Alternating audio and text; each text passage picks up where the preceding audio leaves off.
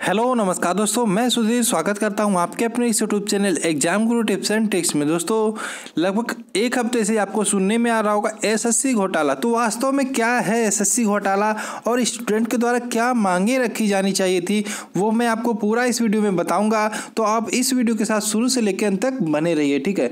तो सबसे पहले बात करते हैं एसएससी घोटाला, ठीक है। तो ये जो प्रोटेस्ट है ये शुरू हुआ स्टूडेंट के द्वारा और धीरे धीरे पॉलिटिशियंस, बड़े बड़े कोचिंग सेंटर्स के मालिक और जो भी लोग हैं वहाँ पहुँचते गए और वो जो एक प्रोटेस्ट शुरू हुआ था, एक आंदोलन शुरू हुआ था, वो धीरे धीरे राजनीतिक रूप लेने लगा, ठीक है। अब देखते हैं क्या हुआ था और क्या मांगे रखी जानी चाहिए थी स्टूडेंट ने और क्या रखा, ठीक है।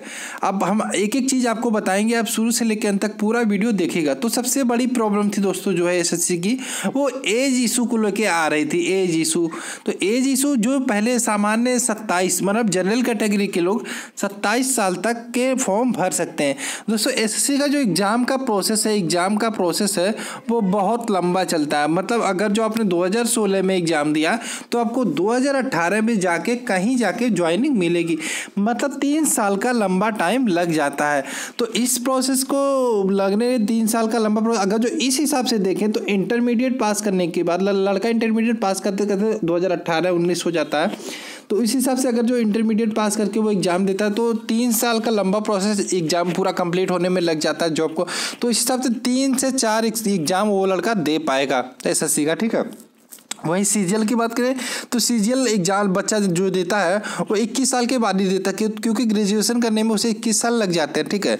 और उस हिसाब से वो सीजीएल वाला बंदा जो है वो भी 3 या 2 या 3 एग्ज़ाम दे सकता है, क्योंकि जो लंबा प्रोसेस लगता है एग्ज़ाम में वो 3 साल लग जाते हैं उसको कंप्लीट ज्वाइनिंग देने में। तो इस हिसाब से जो एज इशू है वो कम से कम तो 30 होनी ही चाहिए, नहीं तो मैक्सिमम जो मांगे रखी जा रही है स्टूडेंट के द्वारा वो 32 यानी कि 32 रखी जा रही है, ठीक है। तो एज इशू सबसे बड़ी प्रॉब्लम है, इसको लेके आवाज उठानी चाहिए थी बच्चों को, ठीक है। अब देखते हैं नेक्स्ट सीबीआई इन्वेस्टिगेशन जो हो रही है उसमें कुछ बच्चे ये बोल रहे हैं 2016 के एग्जाम, 2017 के एग्जाम, जितने भी एग्जाम हुए एसएससी के द्वारा उसकी सीबीआई जांच करवाई जाए और जो एग्जाम हुए हैं वो कैंसिल कराया जाए। दोस्तों मैं नहीं चाहता कि जो बच्चे मेहनत से पास हो गए हैं 2016 के एग्जाम में, 2017 के एग्जाम में, जिनको ज्वाइनिंग मिलने वाली है उनके साथ कोई प्रॉब्लम हो, क्योंकि जरूरी नहीं आप सब बच्चे नकल से या सब बच्चे फ्रॉड करके आए हैं, ठीक है। और जो बच्चे प्रॉब्लम में हो सकते हैं उनको जो ज्वाइनिंग कंप्लीट जिनको मिलने वाली है उनके साथ प्रॉब्लम, क्योंकि जरूरी नहीं एक बार एग्जाम निकल गया तो उन बच्चों का हर बार एग्जाम निकल जाए, कंप्लीट हो जाए। मानते हैं कि अगर जो पढ़े होंगे तो एक बार मेहनत करेंगे तो निकल जाए, लेकिन ये गलत है। अगर जो उनको ज्वाइनिंग मिलने वाली है तो अगर जो पेपर कैंसिल कराते हैं तो ये ठीक है। मैं ये चाहता हूँ कि ऑन गोइंग में जो भी एग्जाम चल रहे हैं, जैसे 2018 में जो एग्जाम होने वाले, जैसे सीएचएसएल के एग्जाम चल रहे हैं और जो भी एग्जाम होने वाले हैं, अभी जो सीजीएल का टीयर 2 का एग्जाम उसकी सीबीआई जांच कराई जाए, ना कि 2016 और 2017 के एग्जामों की सीबीआई जांच कराई जाए, ठीक है। अब देखते हैं नेक्स्ट एसएससी को क्या चेंज करना चाहिए। दोस्तों एग्जाम का पैटर्न चेंज करना चाहिए, क्योंकि आपने देखा होगा 2016 में जो सीजीएल का एग्जाम हुआ, 2016 में जो सीजीएल का उनको अभी तक ज्वाइनिंग नहीं मिली है, तो इस हिसाब से ये लंबा प्रोसेस 3 साल का चलता है। इसको आपको एग्जाम पैटर्न में ही बदलाव करना पड़ेगा, तभी ये चीज़ें सही हो सकती है। आप सोचिए कि जो भी वैकेंसी निकले हर साल उनको ज्वाइनिंग मिलती रहे, उसके बाद ही अगली वैकेंसी निकाली जाए, ठीक है। ये भर्ती प्रक्रिया जितनी जल्दी संपन्न होगी उतना फ़ायदा स्टूडेंट को भी होगा और आपको भी होगा। इसलिए सबसे पहले एसएससी आपको अपना एग्जाम पैटर्न चेंज करना पड़ेगा, ठीक है। उसके बाद देख लेते हैं वेटिंग लिस्ट। एसएससी की सबसे बड़ी गलती ये वेटिंग लिस्ट नहीं निकालता। दोस्तों बैंक का एग्जाम होता है उसमें भी आपको वेटिंग लिस्ट देखने को मिल जाएगी और उसका जो प्रोसेस होता है उसमें भी कम टाइम लगता है, आपको 4 से 5 महीने में कंप्लीट ज्वाइनिंग भी मिल जाती है, ठीक है। अब वेटिंग लिस्ट निकालने से क्या फ़ायदा होगा स्टूडेंट को, तो चलिए हम बता देते हैं। तो जैसे अगर जो मान लीजिए दोस्तों 50 वैकेंसी निकली हैं, 50 सीटें, तो वेटिंग लिस्ट निकालता है कितने की निकलेगी, 100 की निकलेगी। अब क्या होता है कि सीजीएल वाला जो बंदा तैयारी करता है वो एमटीएस का भी एग्जाम देता है, सीएचएसएल का भी एग्जाम देता है, और वो कंप्लीट अगर जो मान लीजिए वो तीनों में कंप्लीट पास कर गया तो वो क्या करेगा, सीजीएल वाला ज्वाइन करेगा और सीएचएसएल और एमटीएस का छोड़ देगा, तो वो सीटें खाली की खाली पड़ी रह जाएंगी।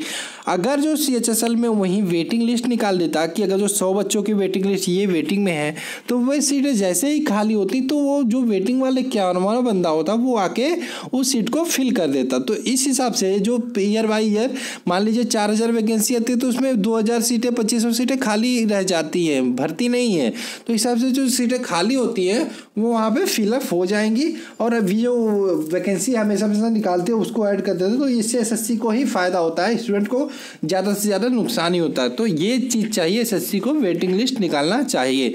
अब 5वीं चीज़ क्या है, पेपर सही से सेट करो। ठीक है, SSC का ट्रेंड बन गया है हर एग्जाम में 4 से 5 क्वेश्चन गलत डालने का। ठीक है, 4 से 5 क्वेश्चन गलत डालने का। इससे SSC को सीधा फायदा होता है। क्या होता है फायदा कि अगर जो स्टूडेंट उस गलत क्वेश्चन पे अपील करता है तो भी उसे चार्ज देने पड़ते हैं, पैसे देने पड़ते हैं, जेब ढीली करनी पड़ती है। इससे सीधा फायदा SSC को होता है और वो मालामाल होता चला जा रहा है। ठीक है, तो ये चीज़ों को, इन जो मैं 5 चीज़ों को बताया, सबसे पहले मैं तो पेपर सही से सेट करें, गलत क्वेश्चन कम संख्या करें, ना के बराबर रहे, वेटिंग लिस्ट तैयार करें और जो एग्ज़ाम का पैटर्न है वो चेंज करें और CBI जो इन्वेस्टिगेशन ना कि 2016-17 की करा के आप ऑनगोइंग एग्जाम की CBI जांच कराओ और जो एज इशू है वो 27 से 30 करनी चाहिए थी। ठीक है, तो ये थी कुछ मांगे स्टूडेंट के द्वारा जो रखी जानी चाहिए थी, लेकिन वहाँ पे बड़े बड़े कोचिंग सेंटर और पॉलिटिशियन पहुँच गए। तो जो प्रोटेस्ट स्टूडेंट के द्वारा शुरू हुआ था वो धीरे धीरे पॉलिटिकल इशू बनने लगा। ठीक है, अब जो भी चीज़ें हैं, अगर जो दोस्तों आपको ये वीडियो पसंद आया और लगा कि आपको ये वीडियो शेयर करने लायक है तो जल्दी से इस वीडियो को शेयर कर दे, जितना हो सके स्टूडेंट तक पहुँचाइए और जल्दी से इस वीडियो को लाइक कर दीजिएगा। जो मेरे चैनल पर नए हैं तो जल्दी से चैनल को सब्सक्राइब भी कर लीजिएगा। थैंक्स फॉर वॉचिंग, मिलते हैं नेक्स्ट वीडियो में। जय हिंद दोस्तों, जय हिंद, जय भारत।